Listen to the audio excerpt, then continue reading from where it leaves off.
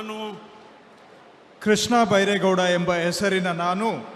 ಕಾನೂನಿನ ಮೂಲಕ ಸ್ಥಾಪಿತವಾದ ಭಾರತದ ಸಂವಿಧಾನದ ವಿಷಯದಲ್ಲಿ ನಿಜವಾದ ಶ್ರದ್ಧೆ ಮತ್ತು ನಿಷ್ಠೆಯನ್ನು ಹೊಂದಿರುತ್ತೇನೆಂದು, ನಾನು ಭಾರತದ ಸಾರ್ವಭೌಮತ್ವವನ್ನು ಮತ್ತು ಅಖಂಡತೆಯನ್ನು ಎತ್ತಿ ಹಿಡಿಯುತ್ತೇನೆಂದು ಮತ್ತು ಕರ್ನಾಟಕ ರಾಜ್ಯದ ಮಂತ್ರಿಯಾಗಿ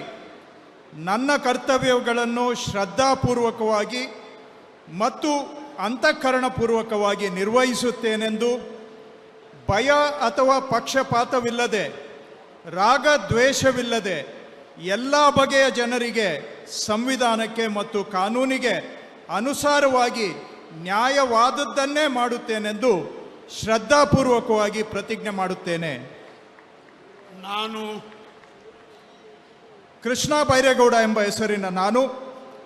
ಕರ್ನಾಟಕ ರಾಜ್ಯದ ಮಂತ್ರಿಯಾಗಿ ನನ್ನ ಪರ್ಯಾಲೋಚನೆಗೆ ತರಲಾಗುವ ಅಥವಾ ನನಗೆ ತಿಳಿದು ಬರುವ